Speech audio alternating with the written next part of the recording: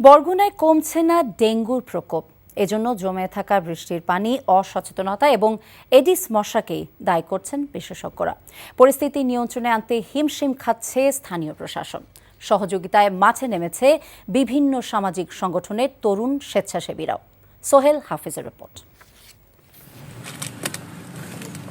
খেয়ে না খেয়ে ময়লার ভাগাড়ে পরিষ্কার পরিচ্ছন্নতার কাজ, কখনো বা হাসপাতালের শৃঙ্খলা ফিরিয়ে আনার ব্যস্ততা, মশার ওষুধ ছিটিয়ে লিফলেট বিলিয়ে ডেঙ্গু পরিস্থিতি নিয়ন্ত্রণে আনার সর্বোচ্চ চেষ্টা তাদের।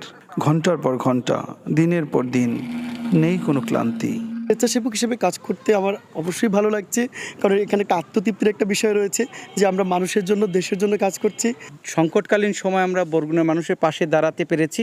বিশেষ করে এই ডেঙ্গু মোকাবেলায় আমরা বরগুনায় র্যাপিড রেসপন্স টিম নামে একটি টিম গঠন করেছি, যেখানে আপনার অধিকাংশ তরুণরাই কাজ করে।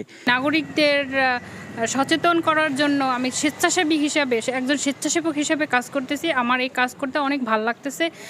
দিন যায়, কথা থাকে, দিন হয়তো চলে যাবে, একসময় পরিস্থিতিরও উন্নতি হবে, দুদিন পরে হয়তো ভুলেও যাবে সবাই, তবুও থেমে থাকে না তরুণ স্বেচ্ছাসেবীরা।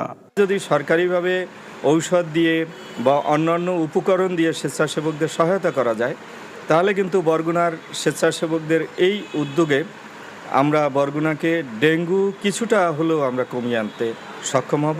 এই একটা দুর্যোগ মুহূর্তে একটা যখন ব্যাপকভাবে এই ডেঙ্গু জ্বরে মানুষ আক্রান্ত হচ্ছে, এডিস মশা বংশবিস্তার লাভ করছে, এই মুহূর্তে যে সকল সামাজিক সংগঠন এগিয়ে এসেছে, এই জন্য আমি তাদেরকে অসংখ্য ধন্যবাদ জানাই। এটা অবশ্যই একটি ভালো দিক বলে আমি মনে করি।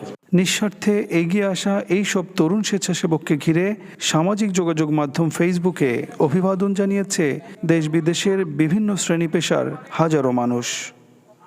সোহেল হাফিজ, এনটিভি নিউজ, বরগুনা। বান্ডেল থাকলে প্রতি সেনমানিতে টাকা বাঁচবে। বিকাশ সেনমানি বান্ডেল কিনে জিতুন প্রতি লেনদেনে।